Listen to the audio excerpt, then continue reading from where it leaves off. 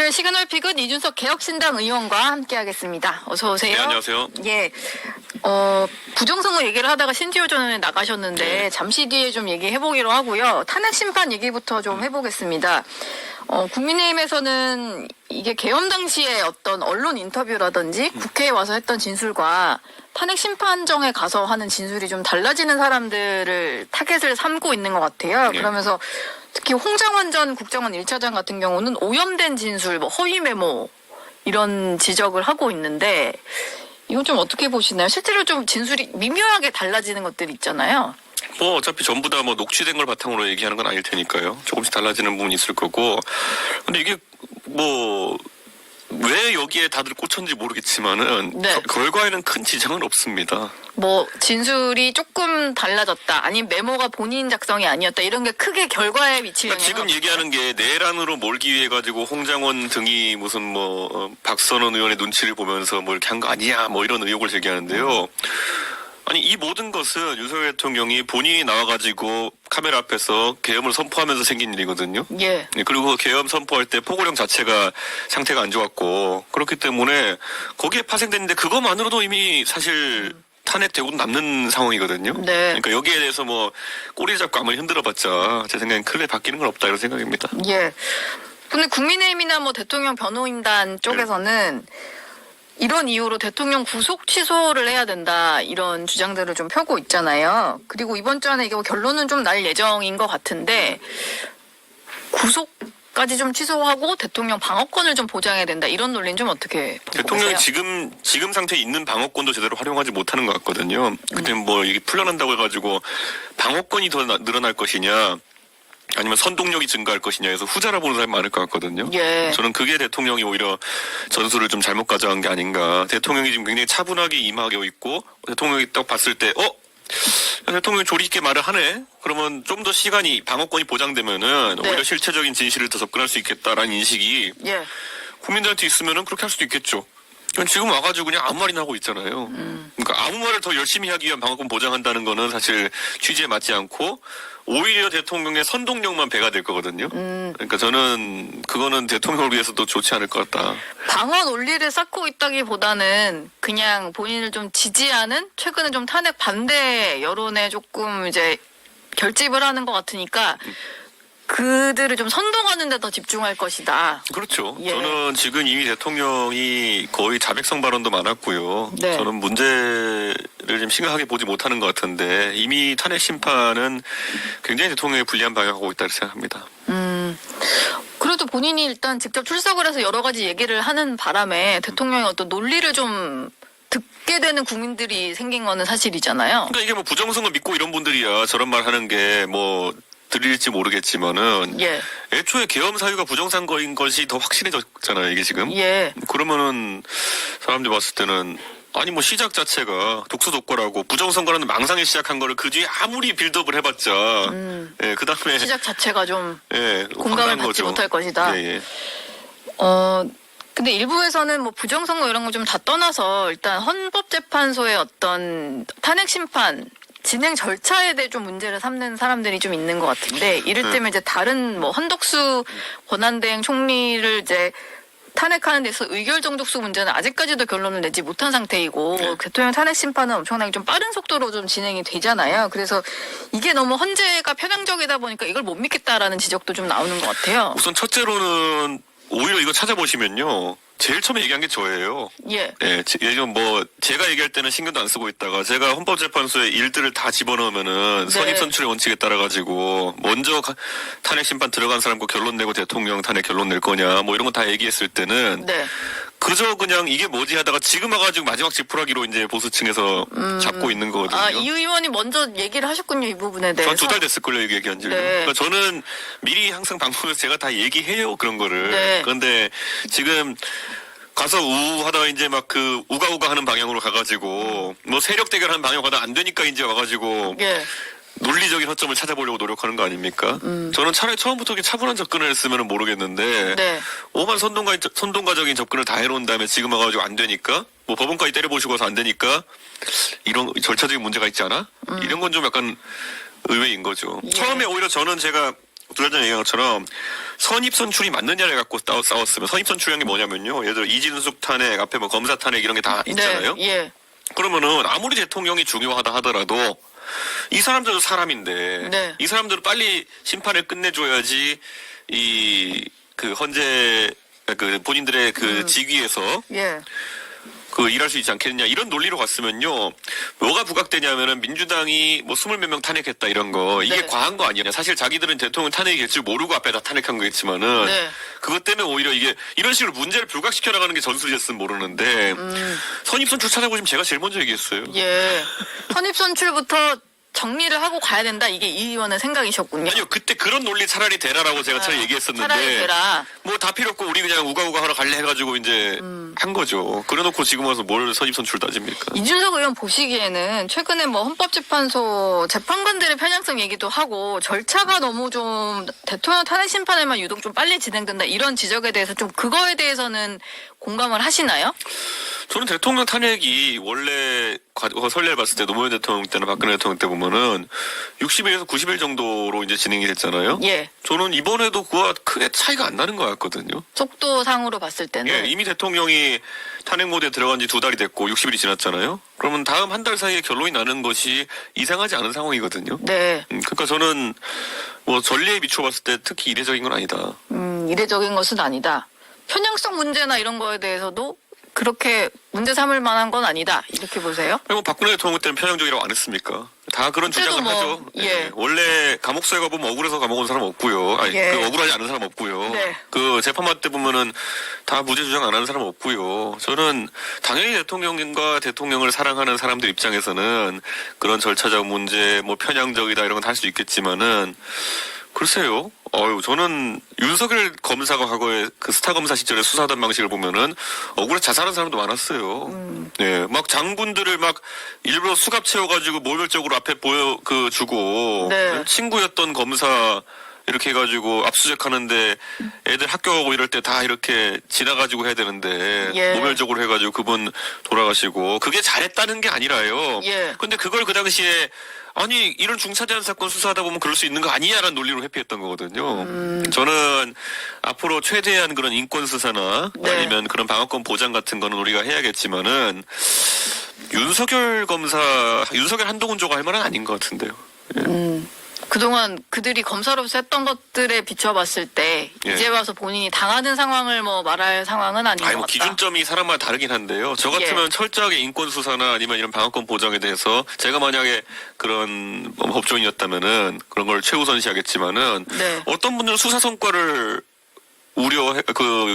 중요시 생각하면은 강압적 수사할 수도 있죠. 어떤 분은 책에서도 쓰는 거 봤는데요. 뭐 윤석열 검사 추정되는 사람이 자신에게 하도 강압적으로 이렇게 해가지고 의자의 앉은 자리에서 소변을 봤다 이런 얘기도 이제 책에 나온 경우가 있었거든요. 예. 그러니까 누군지 알겠네요. 네. 누가 쓰신 건지. 네, 유명한 인물이거든요. 그러니까 저는 이런 거를 봤을 때 참 대통령께서 지금 억울하시겠지만은 억울한 것도 사실 왜 억울한지도 공감 못하는 분들이 많거든요. 왜냐하면 계엄의 첫 단추가 그 망상이었다는 것이 국민들이 인지하고 있는 부분이기 때문에 조금은 그래서 국민 정서와는 닿지 않은 상황인 것 같다. 지금 부정선거 의혹을 최근에 제기를 하면서 선관위 어떤 선거 부실 관리 얘기하면서 탄핵 반대 집회까지 나서고 계신 게 전환길 한국사 강사인데요. 특히 요즘에는 헌법재판소의 편향성 문제를 많이 지적을 하십니다. 특히 뭐 일부 우리법 연구회 소속 사람들이 많이 포진이 되어 있는 점이라든지 그분들과 연관된 사람들이 대놓고 이제 대통령 탄핵해야 된다 이런 입장을 공개적으로 내는 상황, 이걸 조금 우려를 하고 있는데, 그러면서 쓴 표현이 헌재에서 대통령을 탄핵한다면 제2의 을사오적이 될 것이다, 이런 표현까지 좀 썼어요. 근데 전환기 선생님의 좀 호응 가는 사람들도 확실히 좀 많은 건 사실이거든요. 그러니까 이게 원래 국가적 그런 어떤 혼란 상황 속에서는 예. 말 세게 하는 사람이 뭐 시원하다 이런 소리 들으면서 각광을 좀 받아요. 옛날에 독일이 혼란에 빠져 있으니까 아주 뛰어난 웅변가 하나가 세상을 휘어잡지 않습니까? 네. 예, 근데 뭐 그게 그 나라를 위해서 긍정적인 현상이었냐는 약간 차치하고 그 나라는 그것 때문에 분단도 되고 나라 망할 뻔했어요. 예. 망했죠 실제로. 네. 그러니까 저는 이게 말을 하면요 극단적인 합법은 되게 구사하기 쉬워요. 네, 어려운 거 아닙니다. 다 때려 죽여라, 다 뭐 잡아 넣어라, 다 사기꾼이다, 다 뭐 이런 거 있잖아요. 보면 네. 예. 다 편향돼 있다. 뭐 대통령도 그 합법 심하거든요. 싹 잡아 넣어라, 뭐 싹 사기꾼들이다, 뭐 이 싹을 많이 쓰시거든요. 예. 그거 어려운 거 아니에요. 그런데 그거를 잘한다고 생각하면 이제 착각인 거죠. 그런 식으로. 옛날에 보면은 그 썰전이라는 프로에서요. 네. 그 전원책 아저씨가 나오셔가지고 맨날 했던 말이 뭐냐면은 모두 다 단두대로 보내버려 이런 거.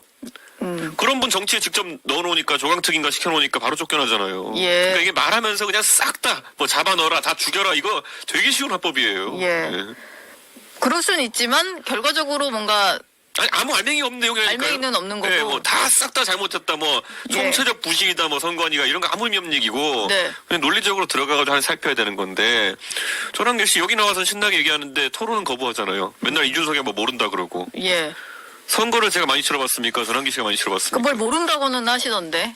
이준석 의원이 뭘 몰라서 그렇다. 자기는 유튜브 보고 그냥 선거에 대해 피상적으로 아는 거고 저는 제가 선거를 대선과 지선도 지휘해보고 재선거도 4번 가까이 뛰어보고 전당대도 뛰어보고 제가 안 뛰어본 선거 어디 있습니까? 예. 근데 여기다 대놓고 지금 이제 본인은 유튜버에서 누가 그냥 종이 흔들고 이런 거 보면서 이준석이 뭐 몰라서 그런다. 네. 그러면 그냥 제 입장에 웃어주는 거지. 이게 뭐 토론 회피밖에 더 되겠습니까 지금? 저는 뭐 중립적인 입장입니다만 이준석 의원이 나오셨으니까 좀 아까 신지호 의원께도 여쭤봤던 거 좀 비슷하게 여쭤보면 이게 선관위가 해명을 계속 조목조목 반박을 내놓고도 있고 네. 대법원에서 나왔던 판결도 보면은 부정선거 없었다. 부정선거로 볼 만한 증거가 없다. 이런 거잖아요. 네. 그리고 증거를 내라고 했을 때 부정선거 주장하시는 분들에게서 새로운 증거가 나온 건 딱히 없는 것 같고. 네. 근데 하나 좀 그런 부분이 있는 것 같아요. 국정원이 2023년에 국정원 모의 해킹할 때 선관위가 거기서 뚫렸다는 거잖아요. 안 뚫렸어요. 근데 선관위가 설명은 그렇게 하잖아요. 자체 보안 시스템 일부 적용을 안 한 상태였는데. 네, 안 뚫려가지고, 그러니까 이런 예. 거예요. 우리 집에 예를 들어 삼중문을 뚫어야 집에 들어갈 수 있는데, 국정원이 아무리 뚫어도 안 뚫리는 거예요. 그래가지고 그럼 안에 있는 거, 왜냐, 첫 단계 문이 안 뚫리면은, 예. 두 번째, 셋째 문 점검할 수가 없잖아요. 그죠. 그럼 첫째 문 우선 열어주고 두 번째 거 점검하는 거예요. 아, 그러면 선관위의 설명은 자체 보안 시스템을 일부 적용하지 않은 상태에서 이뤄진 모의 해킹이었다라는 게 하나 정도는 열어주고 그 다음을 이제 진행할 수 있게 네, 뭔가 그렇죠. 해주는 그 안에 왜냐면 거였어요. 1, 2, 3단계 문이 있으면 대문이 있고 그다음에 집문이 있고 방문이 있으면요. 방문을 검증하려면 대문을 우선 열어야 되잖아요. 근데 대문부터 못 연 거예요. 예. 네, 그러니까 대문 열어줄 테니까 그러면 안에 집문을 검증해봐라. 그런데 집문 못 뚫으니까 그럼 집문도 열어줄게. 그럼 방문을 검증해봐라. 그런데 이런 거에서 거기다가 그 서버의 소스 코드나 이런 것들 아니면 그 설계도 이런 것들까지도 제공한 거예요. 예. 그래서 여기서 한번 점검해봐라 했는데 여기 이런 게 있을 수 있겠다 정도의 결함을 지적한 건데 이거 자체가 가정이 우리 집 3개 문이 다 뚫린 상황을 가정하고 이제 보는 거기 때문에 아, 그러면은 이게 뭔가 국정원에서 설명한 것처럼 모의 해킹했더니 선관위가 뚫렸었다라는 것은 조금 실제와는 아니죠. 다른 설명이다. 그리고 여기서 많은 분들이 착각하는 게요. 선관위 서버를 해킹해서 얻는 실익이 없습니다. 해커가. 예. 이게 자꾸 서버를 검증해라 그러는데요. 표는 개표소에서 여는 거고 서버에는 결과만 전송되는 겁니다. 그리고 개표소에서 어떻게 되냐면 개표하고 나면요. 그 각 당에서 온 참관인들이 보는 하에서 그 투표 결과지를 그 선관위 관계자가 체육관 같은 데 개표하는 데서 부릅니다. 네. 이준석 뭐 동탄 8동 투표소 본투표 뭐 1450표. 그러면 이걸 다 들어요. 옆에 예. 참관인들이. 그럼 실물이랑 숫자가 다르면은 난리 나죠. 그리고 이 1450표로 한 거를 이제 본부에 전송해가지고 웹사이트에 띄우는 겁니다. 네. 근데 여기에 1450표가 뜨지 않고 다른 표가 떴는데 여기서 마이크로 1450표 불렀다? 난리 나죠. 그러니까 이걸 조작할 수가 없어요. 그러니까 의미가 없어요. 예. 그러니까 체육관에서 수많은 사람들이 1450표를 들었는데 네. 여기에 1800표를 올린다? 그럼 바로 난리 나죠. 후보가 미쳤다고 그걸 가만히 놔둡니까? 그러면 개표 과정은 그렇다 치고 또 한 가지 부정선거 얘기하시는 분들 중에 이 6단어 되게 많이 얘기하시는데 형상기억 종이라는 얘기를 많이 해요. 선관위가 떳떳하면 그럼 종이 갖고 나와서 구겼다가 펴지는 거를 시연해봐라 뭐 이런 얘기를 하거든요. 그거 했어요. 그걸 했어요? 선관위가? 네. 선관위가 그걸 한 게 아니라 이렇게 했어요. 민경욱 의원 측에서 예. 접혔다 편 종이가 없어가지고 뭐 신권 다발 투표용지다 그래가지고 빳빳한 게 나왔다. 빳빳한 투표용지 그거잖아요. 예. 그걸 해서 이렇게 보여줬더니만은 그 민경욱 의원 측에서 감정인을 선택했어요. 네. 그러니까 민경구 의원이 감정인을 선택해가지고 충북대학교 교수님인데 이걸 가가지고 검증하신 다음에 이렇게 보고서를 냈어요. 현미경으로 들여다봤더니 접혔다 펴진 자국이 있다. 현미용 그 정도로 특수용지가 사용이 이 돼요? 특수용지가 다른 게 뭐냐면요. 애초에 선관위가 그 대한민국 제지회사 두 곳에 입찰을 시킵니다. 네. 그래서 이게 한솔제지하고 무림제지거든요. 여기에서 뭘 하면 접지성이 좋은 용지를 달라 이렇게 돼 있어요. 예. 접지성이 뭐냐면 접었다 폈다 했을 때 이게 잘 펴지는 종이에요. 네. 이게 왜 그러냐면은 그 개표지 분류기 보면은 여기 탁탁탁탁탁 들어가잖아요. 네. 이게 종이가 잘 안 펴지는 종이면 걸려요. 아. 그렇기 때문에 애초에 발주할 때 접지성이 좋은 종이를 내라. 그래서 이게 원상회복 기능인 종이다라고 이제 얘기하는 건데 형상기억 종이란 말을 쓴 적이 없어요. 그거 선관위는 쓴 적이 없다라고 하는데 접힌 후에 원래 상태로 돌아올 수 있다라는 표현은 돌아올 수 있다. 쓰다 잘 보니까. 돌아오는. 그러니까 예. 뭐냐면 종이라는 게 접힌 상태에서 유지되는 것이 아니라 펴면은 다시 이렇게 그 펴진 상태로 되는 그런 종이를 써야 된다는 건데 네. 이게 그러니까 발주를 애초에 그렇게 됐어요. 무림재지랑 예, 그 한솔재지. 한솔재지에. 예. 그러니까 이거는 그거 공고를 그렇게 낸 걸 갖고 이렇게 얘기하는 건데. 근데 제가 들으면 들을수록 예. 제가 사실 뭐 전환길 선생님을 여기 모시게 된 것도 토론회를 좀 어떻게 주선을 해볼까라고 하다가 했는데 다들 토론회는 안 한다고 하셨는데 이게 각자의 어떤 논리가 워낙 뚜렷하다 보니까 얘기를 하다 보면은 아니 선거 해본 적도 없는 양반 유튜브 보고 논리가 뭐가 있어요 그냥 그 유튜브 논리 차용하는 거지. 예. 그러니까 이거 다 선거 재판 판결문만 보면요. 단어를 바꿀게요. 각자의 논리보다 각자의 신념이 워낙 강해서 여긴 신념이고 전 논리죠. 예, 그러니까 신념이 되게 강하셔서 예를 들어 이런 것도 있어요. 민경구 네. 의원 측에서 그 대법원 판결 난 거 보면 얼마나 황당하냐면요. 아마 방송 들으셔보신 분이 일장이 투표지, 뭐 배추임 투표지 이런 걸 거예요. 예. 일장이 투표지라는 게 뭐 도장이 뭉개져서 동그랗게 나온 건데 네. 이게 부정선거의 증거라는 거예요. 그래서 재판부에서 그럼 일장이 투표지인가 200 몇 개를 확보해가지고 까봤어요. 예. 그랬더니 어떤 결과가 나온 줄 아세요? 그러니까 일장기 투표가 조작된 투표지라고 하면은 민경우를 떨어뜨리기 위한 투표용지여야 되잖아요. 예. 그러니까 막 상대가 정의령 후보였는데 네. 정의령 후보파가 뭉텅이로 나와야 되잖아요. 민경우 140표 대 정의령 110표예요. 아, 뭉개진 투표 용지를 보니까 민경국 당시 후보에게 더 유리했군요. 그 그러니까 표만 보자면. 이 주장이 맞다 그러면은 민경구 의원을 당선시키고 싶은 사람이 부정선거를 했다는 거예요. 예. 그러니까 이게 그냥 판결문 보면요 코미디예요. 그런데 판결문 읽어보라 그러면은 안 읽어보고 계속 이제 형상기억종이 무슨 배춘입중 뭐 이러고 그런 있는 얘기 거죠. 하시는 것 같아요. 판결문 읽어봤다. 근데 판결문이 잘못됐다. 뭐 이런 얘기 하시는 것 같더라고요. 그리고 대법원은 선거 모의 소송은 또 단심제니까 이게 뭐 1심, 2심 거쳐서 간 게 아니라 대법원에서도 얼마든지 한 번의 선고로 잘못된 판결문이 나올 수 있다. 이런 아니 논리인 근데 것 그게 같아요. 그래서 아까 말했듯이 빳빳한 투표용지도 예. 그 감정인을 그래서 민경구 의원이 골랐다니까요. 그 충북대 교수님을. 그리고 나중에 개표기 뭐 검증하자 그래가지고 예. 개표기 검증인 건 데리고 와봐라 그랬더니만은 네. 그건 또 못 데리고 오고 돈을 안 내가지고 검증 못했어요. 그 검증 포기죠. 민경구 예. 의원 측에서. 지금 그 부정선거 얘기를 하다가 오늘 좀 새로운 인물이 언론에 등장을 했는데 이게 뭐 미국의 부정선거를 좀 널리 알리겠다라고 하는 애니첸이라는 분이 있는 것 같아요. 근데 그 이준석 의원도 관련된 인터뷰를 보니까 이분에 대해서 좀 들은 적이 있다. 근데 이분이 뭔가 부정선거와 관련해서 배후에서 여론을 좀 확산시키는데 영향을 행사하시는 제가 한 분인가요? 두세 달 전쯤부터 뭐 저랑 아는 인사들이 애니첸이란 분을 주목해라라는 얘기를 하더라고요. 예. 근데 이분이 정확히 어떤 역할을 했느냐를 제가 물어봤더니만은 그때 그들의 주장으로는 전해주신 분들 주장으로는 초기에 부정선거 관련해서 유튜버들한테 물심양면으로 좀 도왔던 것이 아니냐는 의혹이 있다. 예. 그러니까 자금을 좀 대고 이랬던 거 아니냐는 의혹이 있다라고 했는데요. 네. 이번에 보도한 한국일보에서 심층 취재를 좀 한 것 같더라고요. 그래서 좀 그런 부분이 나올 것 같은데 저한테도 이제 설명하고 그래서 제가 아는 부분을 얘기하고 했는데 보도는 어떻게 할지 봐야죠. 이분이 근데 뭐 본인도 이렇게 그러니까 뭔가 부정선거라고 믿는 사람이면 그런 여론을 가진 사람들을 좀 도울 수는 있는 거 아닌가요? 근데 좀 뭔가 주도적으로 이런 여론을 확산시키기 위해서 그러니까 활동을 한것 한국 같다? 시민권자도 아닌 사람이 예. 왜 다른 나라의 선거에 관심을 가지고 이걸 미국에 알리겠다 했느냐라고 하는 거는 저의 주변에 이런 것에 좀 빠삭한 분이 얘기하면은 개인 행동이 아닐 수 있다는 얘기를 하는 분들이 있죠.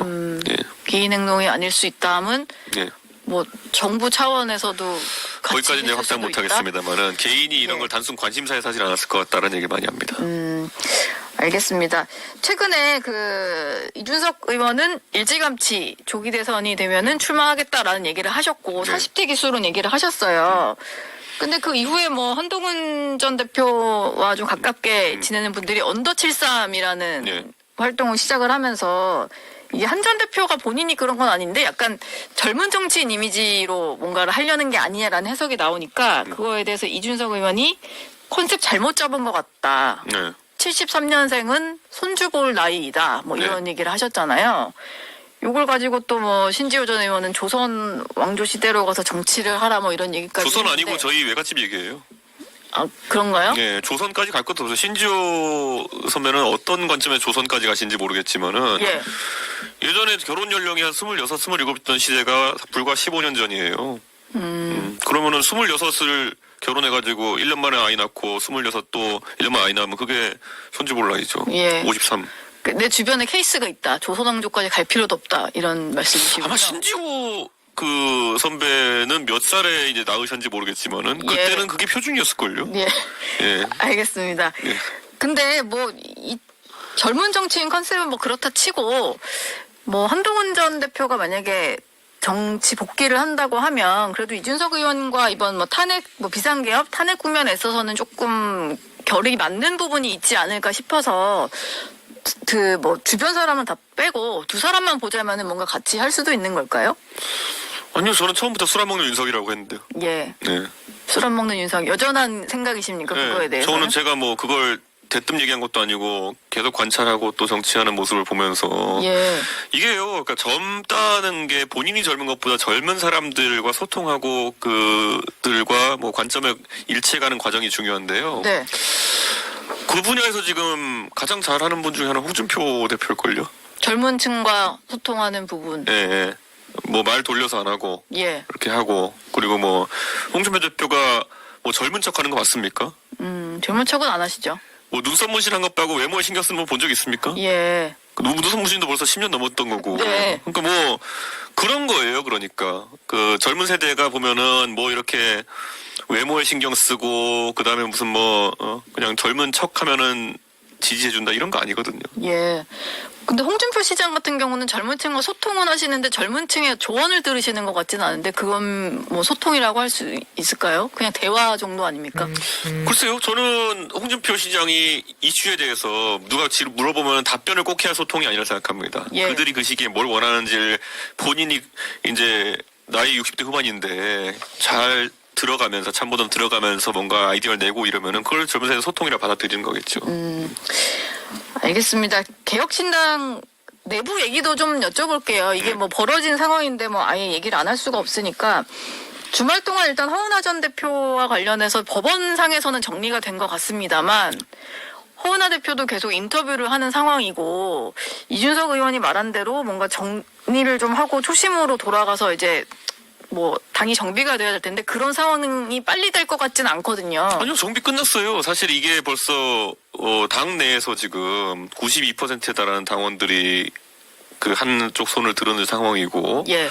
그리고 솔직히 당내 인사 중에 허은하 전 대표가 급조했던, 사실 네. 기자들도 저분 누구예요? 계속 물어볼 만한 그런 급조했던 그 이제는 임명 무효된 당직자들이 예. 있다고 할 뿐이지만 저는 그분들 알지도 못해요. 그러니까 개혁신당에 그분들이 뭐 사무총장이니 개혁신당의 무슨 정책위장이니 이렇게 참칭하시고 한 1, 2주 동안 계셨는데 예. 저 개인적으로 제가 개혁신당에서 모르는 분들이 그런 주요 당직에 맡는 상황 자체가 네. 되게 이례적이거든요. 예. 그러니까 저는 그러니까 한 번도 그러니까 저희는 분열된 적이 없어요. 예.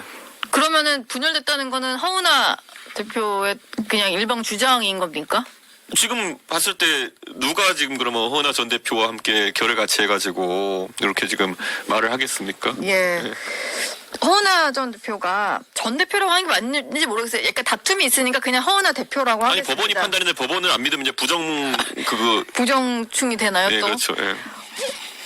어쨌든 뭐 저도 대표님 하니까 전직 대표든 네. 현직 대표든 네. 하는데 허은하 대표가 그 본인의 SNS에 이준석 의원을 향해서 뭐 개가천선을 해야 된다라거나 감탄고토의 정치인이다 뭐 이런 표현들을 좀 많이 썼어요. 네.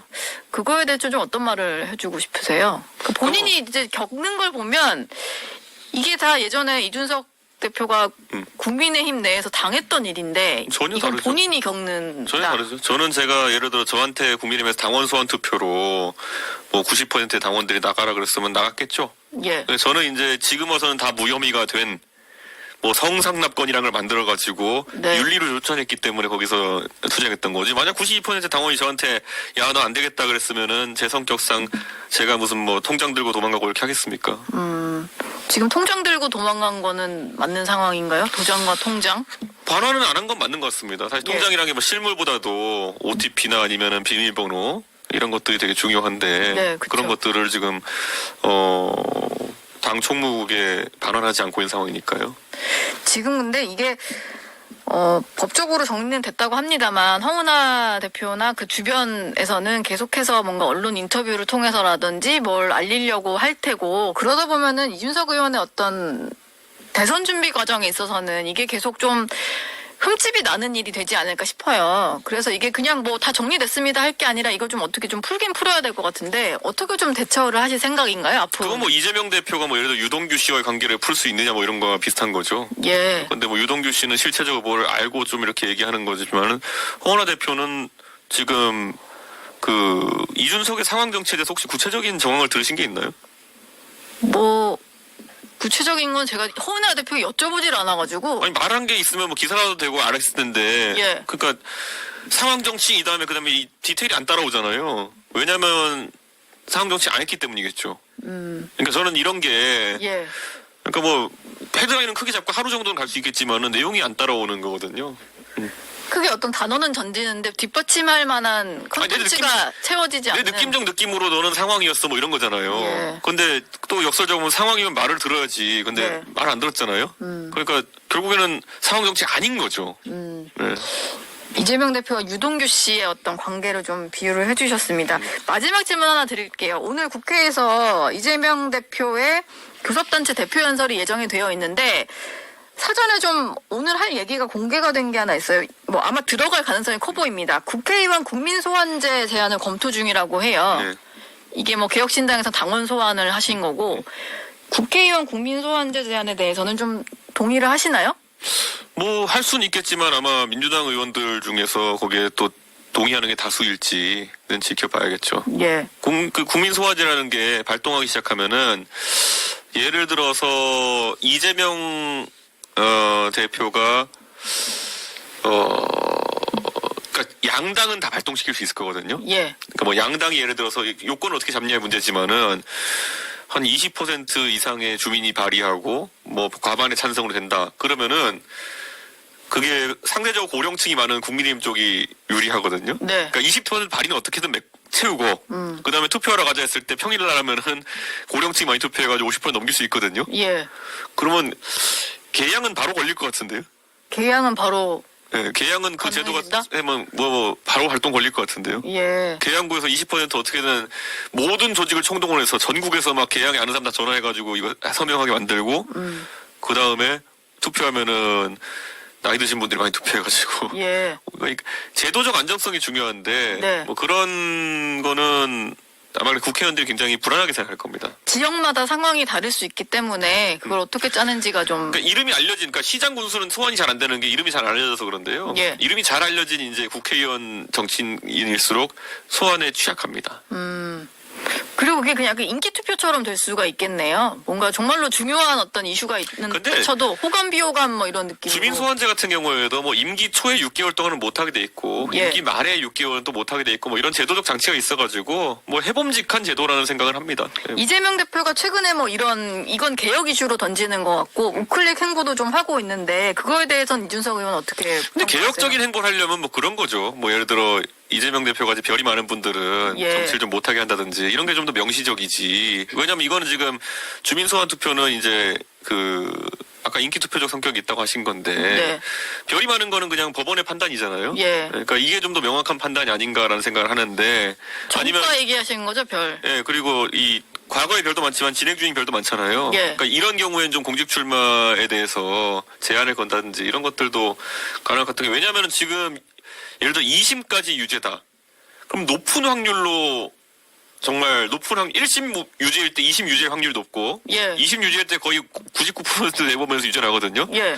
그러면은 예를 들어 1심 유죄인 사람을 아무리 주민들이 알고 뽑았다 하더라도 그거는 좀 위험한 상황 아닐까. 예, 그 지역의 정치를 위해 가지고. 예. 저는 이재명 대표가 솔직히 자기 희생적 모습을 보였을 때 가장 멋있어 보인다. 네. 그런 얘기를 하고 싶습니다. 자기 희생적인 모습 그리고 자기와 연관된 거에 있어서 개혁을 하려는 모습 이게 좀 진정성이 있어 보이긴 하겠네요. 예, 그렇죠. 예, 알겠습니다. 개혁신당 이준석 의원과는 여기서 인사 나누겠습니다. 예, 고맙습니다. 감사합니다.